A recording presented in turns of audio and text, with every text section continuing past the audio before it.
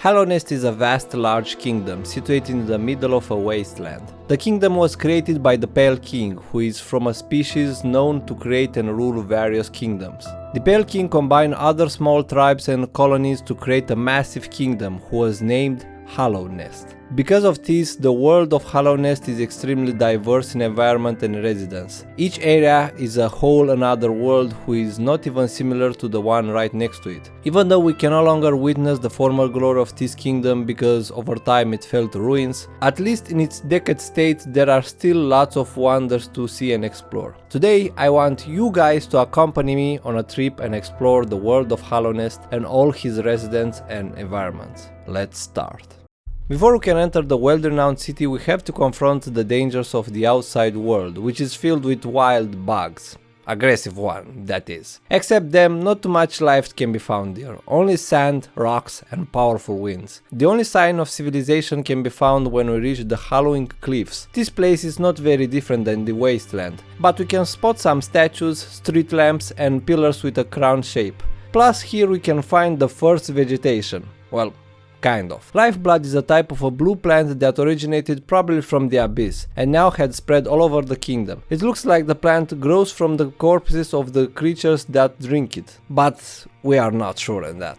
There is a room filled with butterfly flowers and there is only one other place like this. That we will see later. There are also a couple of tablets and messages that guide us to the city of Hallownest, made by the king. In terms of creatures, here are only a few bugs. Vengeflies, tick-ticks, crow-wilds, not very intelligent creatures, but here are also boulders, or at least what's remain of them. The same story has the most interesting type of bug in this area. At the top of this place is the stag nest, a place that now fell to ruins and is filled with only stag corpses. The only thing that remain are the echoes of the voices that use this place to travel all over. The other interesting place here is the house of a nail master who will train anyone interested in fighting, but please let that for later. At the end of the Halloween Cliffs there is a big drop that will lead us to the next location. As the name suggests, the king passes the road that will lead us to the entrance of Hallownest. Here we have the actual first vegetation, which is just a few patches of pale grass. Along the road we can spot a couple of statues that represent some type of bugs that we can actually see around here, like the husk bully, hornhead and leaping husk, who are residents of the kingdom, but because of the infection now they just wander everywhere aimlessly. Because of the same reason, the massive entrance of the kingdom is now sealed, or was sealed. Behind it we enter in the first town of Hallownest, Dirtmouth, the fading town. Dirtmouth is the highest town in the kingdom. In the past it was used as a pilgrimage resting point. Bugs who come to visit Hallownest would either stop here or descend into the well nearby, where the actual cities and residents of Hallownest are. Or they could just take the stag station, I guess. The stag stations are connected to a path of roads that goes everywhere in Hallownest. Well, almost everywhere. The stags work as a transport method, but now there is only one remaining. When the infection started to appear, the bugs of Hallownest moved to Dirtmouth as it was the only safe place, but over time bugs either left the kingdom or just returned despite the ongoing infection, and Dirtmouth had become in time the fading town, with only a few remaining here. The winds of the outside world are still present, but they are not as powerful. That's because Dirtmouth is still at the surface. Or so it will seem. Everything we've seen so far is still underground. Hallownest is just another layer deeper. There is only one possible location of the actual outside world, but we'll not discuss that place here. Okay, let's dive into the well and start exploring Hallownest. The first area in the kingdom is the Forgotten Crossroads. This place works more like a tourist attraction. Not too far from the entrance there is a temple of the Black Egg. Inside an ancient bug carcass is a giant egg that contained the infection. The bugs of Hallownest used to come here and pray until the infection started to leak again. The giant carcass is from the distant past. Once here used to live more gigantic bugs. Kinda like dinosaurs. Or bugosaurs, I guess. They were likely a part of a group known as the Ancient Kingdom, but we will discuss more about them as we descend. 2 floors below is an ancient mound. In it lives a snail shaman, a type of creature that are very mysterious. There is no information about them except that they can manipulate soul and are very powerful. His temple is made of mainly bones and what is known as shell wood. Below is a hot spring which seems to contain soul energy, and it says that it can restore the body and mind. At the far left corner is the nest of grubs. Grubs works like butterfly. They started as caterpillars and later morph into grubberflies. But instead of having a cocoon, they use their dad for that. I think we should move on. In the most right corner there is a small village with a couple of houses where bugs like sly and manderbug lives. Here is also Salubra, but that guy is weird and scares me, so it's better to avoid him. Besides the bug we already had seen, here we have the annoying aspids type, who follows you everywhere. Maggots, who say to be one of the worthless creatures in the kingdom, or even the big predators like the brooding Moloch, but now they are kinda extinct. Almost. Or even these big worms called golems, who have a very thick shell that can negate all types of damage. But we can also encounter the first military bugs, like the Husk Guard, who have a masting club, and the Husk Warriors, who has a shield and a nail. From the Forgotten Crossroads we can access a lot of areas. That's why in the past this place was filled with bugs, but now had become forgotten. Later, when the infection started to spread even more, this place was so infected that the name had to be changed to the Infected Crossroads for a time. Almost every creature in this area was mutilated, transformed, or straight up killed. And all around these orange cysts and veins started to appear. It looks like some of them even sucked the life of the host like a parasite. So for our own protection, let's just move to the next location. Welcome to the most peaceful place in the kingdom. The resting ground. The place where the dead rest. Bugs usually came here to pay respect and commemorate those who are no longer alive, who their spirits still wander around here or can be called here, and also to gaze at the beautiful and quiet lake just nearby. So mesmerizing. Here the essence of souls is felt everywhere. The floor and walls are covered in masks and the hallways are filled all around with monuments. The biggest one are in the memories of the 3 dreamers who sacrificed themselves for a better future for Hallownest. This place is also tied to dreams, so there are lots of dream catchers in the stag station and one other room. The last resident that used to live here was Seer, and she was also the last member of her tribe. Long ago, before Hallownest was even created, here used to live the Moth tribe, a very peaceful tribe that choose to forsake their gods for the Pale King. Right to the Seer room is the place where the most graves are. Spirits from all shapes and stories can be found here. At the far right is a secret room made in the memory of the Moth tribe. Underneath this place is a set of tunnels where those things live, and also these explosive bats. Oh, and also here is a snail shaman sarcophagus, but he doesn't like to be bothered. How he can speak? I have no idea. Above the resting grounds is the mining site, the Crystal Peak, a place filled with pink crystals. The reason why the kingdom mines crystals, it's not very clear. They don't seem to be used in any other place. The only thing we know is that if you listen carefully, you can hear them sing. If you're looking for Diablo, then you just missed him. Maybe the king wanted music in his palace or something, because he put a lot of effort in here. This place is filled with miners, workers, horses, and also crystallized bugs that turn mad and use the crystals in, let's say, creative ways. They also have tons of automatic machines that crush crystals and transport them around, even lots of storage containers for the crystals. At the far right there are 2 interesting places. One is another snail shaman temple next to a giant pit that leads to the resting grounds. If you survive the jump, that is. Wait, Jake, don't jump, Jake! Fuck! Already lost one. What?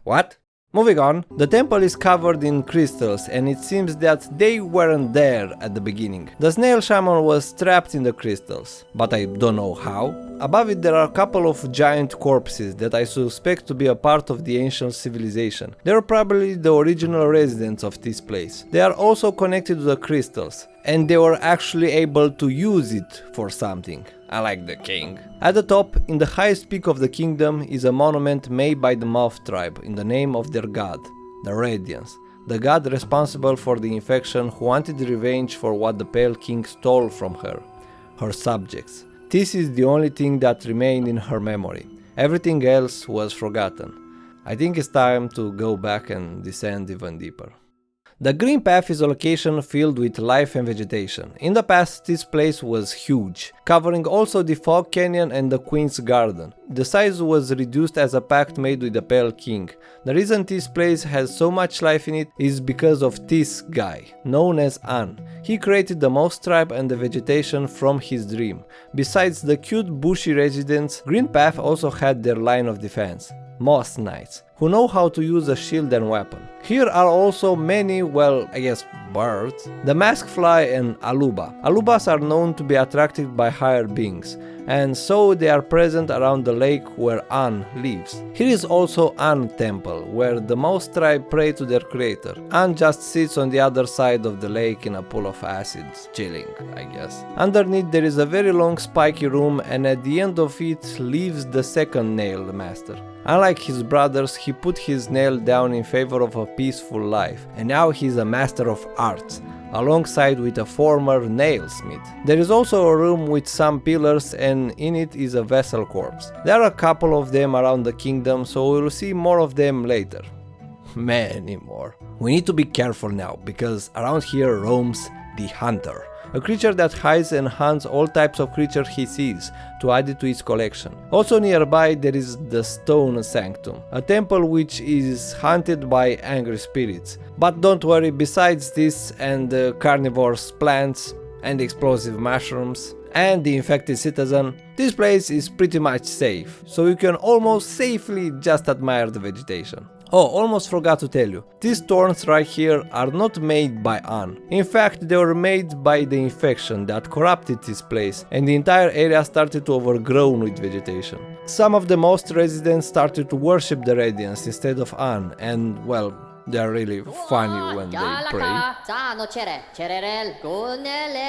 The next stop is Fog Canyon. We don't have too much information about it. Like I said, it was Green Path territory, but now it seems to be the place where Monomon, one of the dreamers, made her experiments. The jellyfish, all bubbles, yellow cores and anything like that seems to be created by her. Even the charged Lumifly, an upgrade version of the ones we see in the lamps. It is a bit hard to travel this place, not only because of the thorns and Lumifly, but because of the pool of burning acid. So beware not to touch it.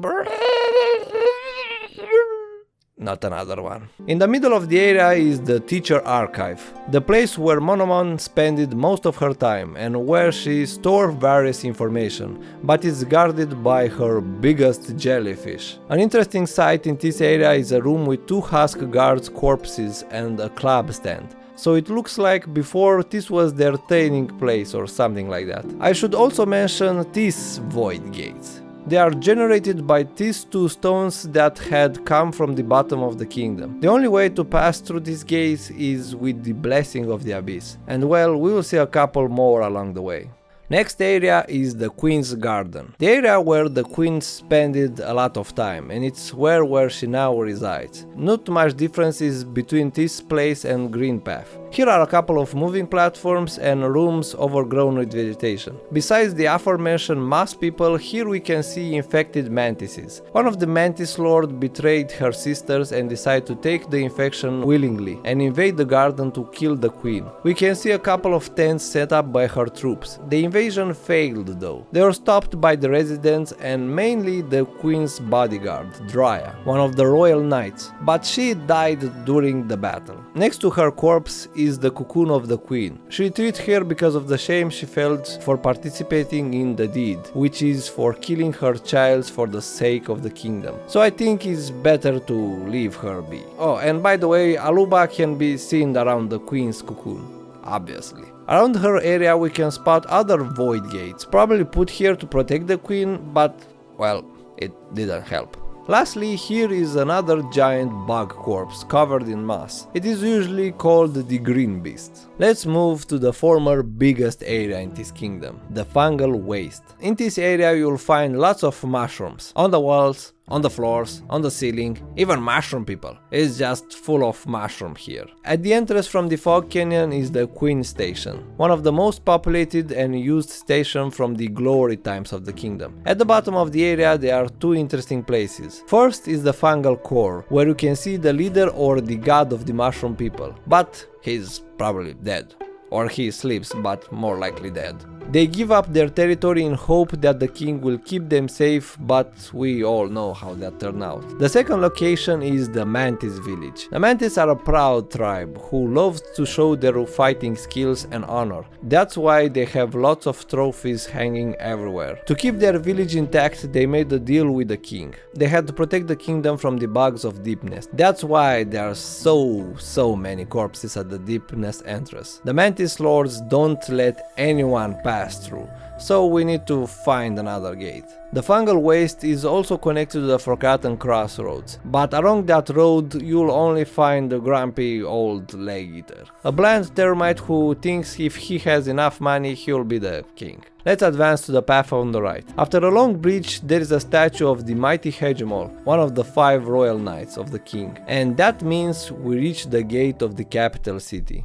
The City of Tears. In the past it was called the Hallownest Heart. It was built over the majority of the fungal waste territory. We can even see some remains on the left outskirts of the city. Capital is filled with towering buildings with many rooms. It has a hot spring, multiple shops, a nailsmith to forge weapons for the guards, concert hall, you name it. They also have a kitchen and lots of chefs, but well, after the infection appeared they started to cook other bugs. So they became cannibalism butchers. Fresh meat. The buildings where the citizen lives are very tall, with many rooms, accessed via an elevator. The entire place is very prestigious. The walls are covered in cushions, pictures, expensive drapes, and many more. You could already figure out that living here is expensive as hell. The citizens are very wealthy bug, judging only by their appearance. Besides them, there are the capital bugs guards that patrol certain areas. Those two seems to patrol the interior, while the citizen and the passage to the castle are guarded by those beefy giants. Because the place is so big, there are 2 stag stations here. The one in the west was used to transport goods, and we can see lots of cargo laying all around. And the other one is in the east, called the King Station. But the king himself never used any stag station, and his castle was not even in the capital. We will continue on that when we reach his palace. Here is also a very spooky place, the Soul Sanctum. The Soul Master, the leader of this place, tried to combat the infection using soul, and to do that they killed many bugs. Their ghosts can be seen all around, but especially here, where there are piles upon piles of corpses. I mean, you cannot even see the walls. They also captured the snail shaman to extract his essence. This place gives me nightmares, so let's move on. In the middle of the capital is a massive fountain which was built in the name of the 3 dreamers and the Hollow Knight. The Hollow Knight was the king's child, and he was used as a vessel to contain the infection. When the infection started to spread, the gates of the capital were sealed so the infection will not spread there, but well, it did. Around the same time, water started to pour through the ceiling from the blue lake just above. Remember that? And that's why now here it rains constantly. So the capital was renamed the City of Tears. To deal with all the water in the capital, they built the royal waterways. The problem is that because of all the water, parasites started to thrive here, like the flukes. Their mother filled a big portion of these areas with worms and parasites. Nearby on the left is the junk pit, where everyone seems to throw their junk. Poor mushrooms. And also poor god seekers, she's not some garbage. On the right of the area is the home of the Dung Defender, a former knight. Also be careful where you step because this room is full of shit. The Dung Defender is the defender of Isma's Grove, a place filled with acid pools and plants, likely originate from Isma's corpse, another royal knight. So she seems to have similar powers to Anne. Our next location is the Kingdom's Edge. Here the law is not enforced, so at the top of this place is the Colosseum of Fools, a place where warriors fight for glory while a huge crowd watches and throws money at the winners. Many of the creatures that we see here are captured and brought here to fight. Then all the corpses and remains after the battle are thrown through this hole and fell into the massive pit that is the Kingdom's Edge. That's why we see all of those corpses everywhere. It's basically raining with them. The Colosseum itself is built in the interior of another giant carcass, and the lord of the domain known as King Fool is dead. But nobody seems to care. I guess they keep it there as a symbol of something. Also, the wall seems to be made of mask as well. Probably made from the corpses. At least they use them for something. And they also have a hot spring to relax. There is also a small area behind the Colosseum, but not too much is there. I personally dislike this place, so let's just keep moving. I bet you already noticed the snow or ash in this area. Well, you see, this is actually skin remains. The skin remains is from a massive corpse. This and all of those bones and body remains belong to the former body of the Pale King. As you can see, his body is almost as big as the entire area. A living smaller example of this is Bardun. He is a different species, but he also has quite a long body who stretches from the top almost to the bottom. The king left his carcass here after he transformed into his new body suited to rule over this place, and he just let it here to rot. Still on the right there is another void gate who keeps the body of Markov, one of the only moths to ever use a weapon, and somehow died here. Probably was locked away and he starved to death. One floor below is the third and final nail master, who wasn't satisfied with his skills, so he still trains here with the dummy. Here is also a secret cavern, but there isn't too much to go through, except that at the bottom the environment seems to be similar to an area that we'll visit soon. Oh, and also in a small room there is yet another giant corpse with massive nails scattered around, and that's why we refer to him as the ancient nailsmith. Probably he was the nailsmith for the ancient kingdom. At the left we can start to spot bees flying around. That means there is a nest nearby. The entrance looks to be locked, so well, I guess we'll just force our entrance. The hive is, well, filled with bees, honey and hexagon patterns. The interesting thing here is their queen, who had grown so large to the point that she no longer fit here and died. Don't ask about it, please. Okay, let's head back and exit the Kingdom's Edge. Around the exit we can spot these pits full of these bugs. Oh yeah, we're going there. At the end of the road is a train station, one that will take us there. Deep Nest. Unlike the others, Deep Nest refused to submit to the Pale King. Any attempts to build something there ended horrible. The workers were killed and the constructions were destroyed. What killed them? Well, horrific miming spiders that rise from corpses, giant spiders, centipede that came from this thing, please don't ask about this either, giant centipedes, spikes and millipedes all over walls and floors. Before we enter the nightmare realm, let's relax for a bit at the hot spring. Just kidding, let's go right now. This place is a huge maze filled with traps. There is no safe place here. Safety? Where the fuck's that? Everything here wants us dead. I guess you can see now why the mantis had to keep them away from the kingdom. But there is a species that I haven't mentioned so far. The weavers.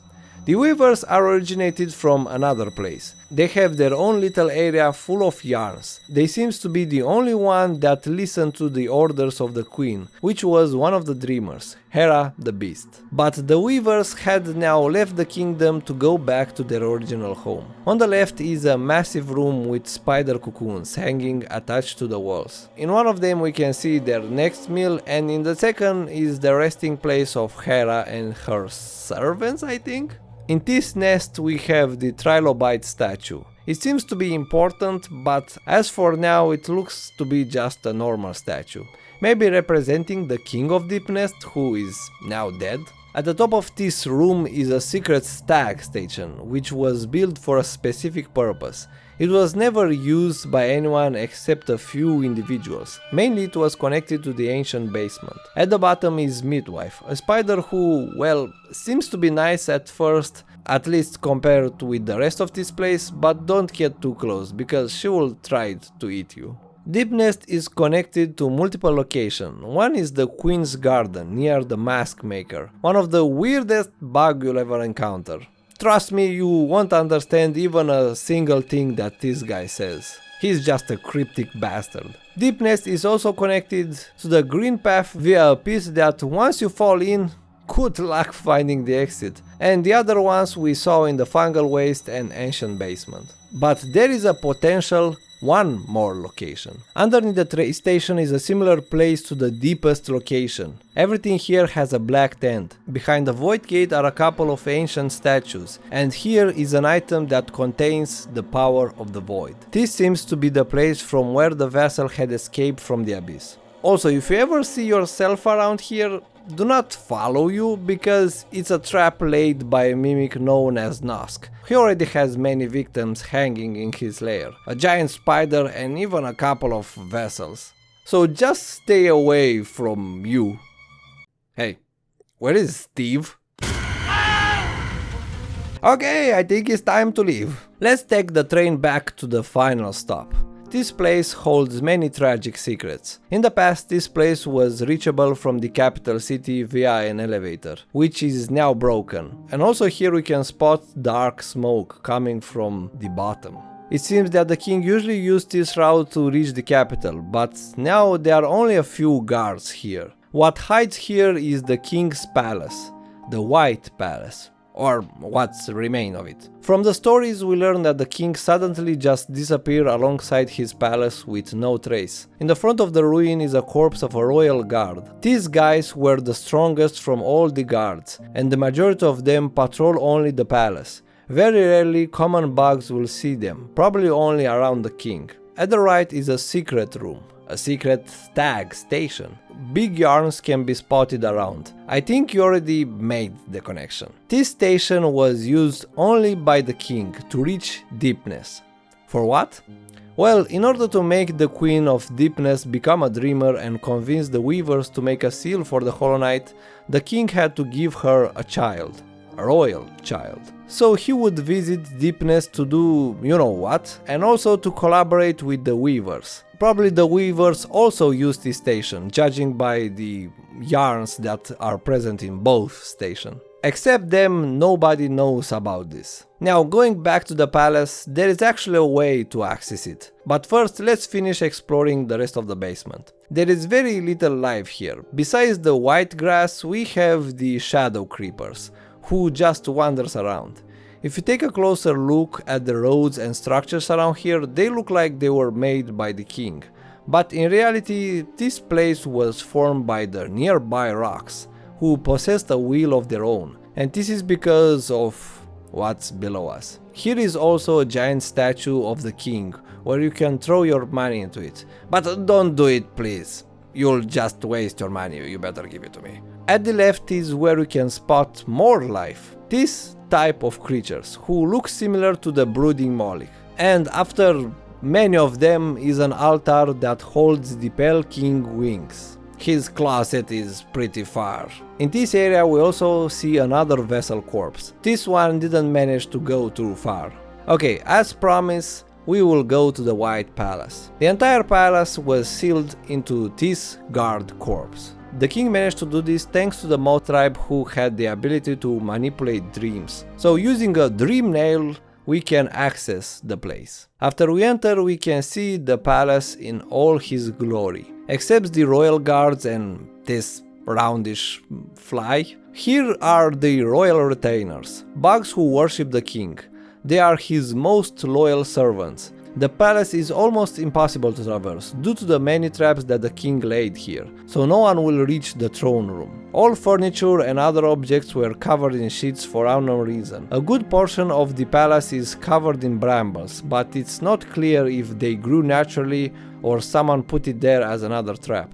Instead of our usual ancient soul statues who represent the ancient bugs, here we have statues in the name of the king and the Hollow Knight. The king really took a lot of inspiration from the ancient civilization. The entire place is white, go figures. But there are some areas with a black tint to them. The first one is the king's workshop.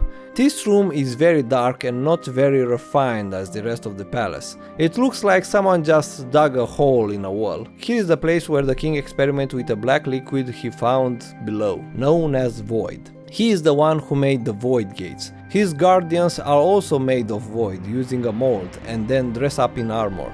They are more like puppets who listen to any order given by the king. And he even has multiple containers to store void for his future creations. That leads us with the throne room. At the entrance there are many multiple guard corpses, but it's not very clear what killed them. The only answer is void.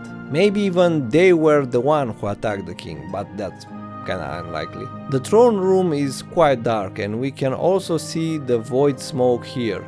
Something that appears where void is near. And right there the king sits dead on his throne, now being just a hollow husk. In the end he failed to save his kingdom and everything fell to ruin. The only thing he could do is just to hide away. Now is the time for the truly horrific place. If you are ready, let's descend for a final time. At the bottom of the ancient basement is a huge door that was initially sealed to prevent anything from inside to come out. Here lives the regret and the biggest sin the king and queen have done. Here is the origin place of the void, the abyss. Beneath us is a huge black pit with only a few platforms that allow descending. The shadow creepers roams around here as well.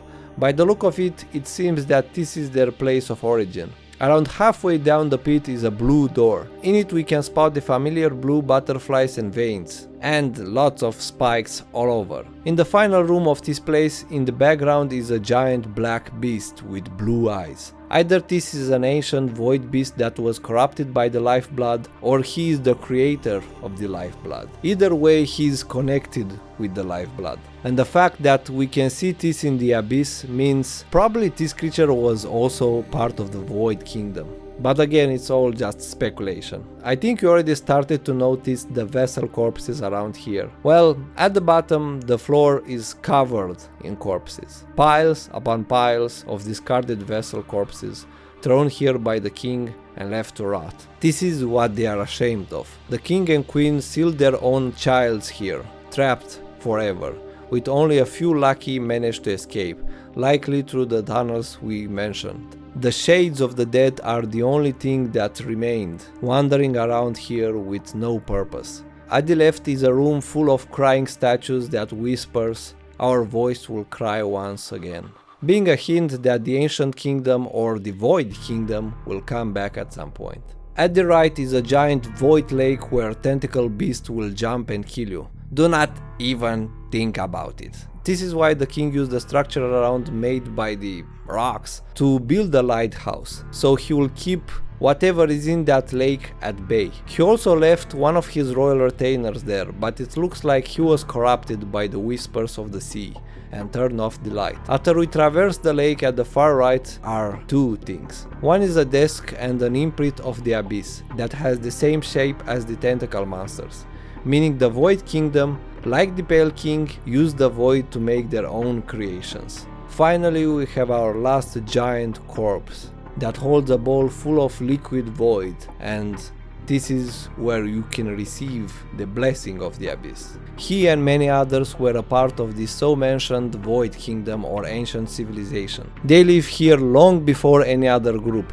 They set up their base here in the abyss where they found the void. Or they were the ones who brought it here, but that's unlikely. They began to worship the darkness itself. They used it to store information into eggs. Even to this day, the archaeologists only managed to reach the information on the outer layer, but there is a ton more information deep within the stone egg. Thanks to the rocks who move on their own, they manage to easily build structures and roads. It's not sure, but the other giant corpses either were a part of the Void Kingdom or at least they live in the same period. Thanks to the Void, they managed to expand their kingdom very rapidly. They were very advanced and had an army of Void creatures. But in the conquest of this entire kingdom, they made an enemy that put an end to them. The Void Kingdom tried to occupy the resting grounds, and by doing so, the Radiants fought back.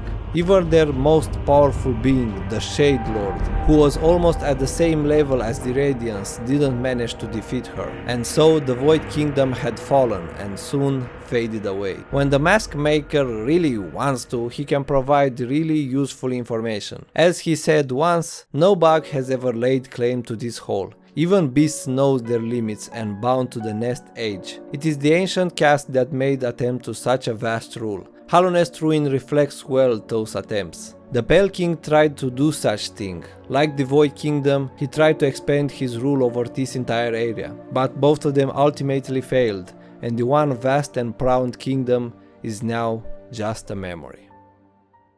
And it seems that our tour ended here. There were many other small places and mysteries that we didn't have a chance to explore, but hey, that only means you can explore this enormous place just by yourself. Maybe you'll discover something we never seen or heard before, and I will be glad to hear your discovery. Okay group, here is where we split. Hope you enjoyed this tour and maybe we'll find each other another time. Teaser for our next tour coming soon, Farloom. Have a good rest of the day. And also I'm not responsible for any of you who died along the way. Adios.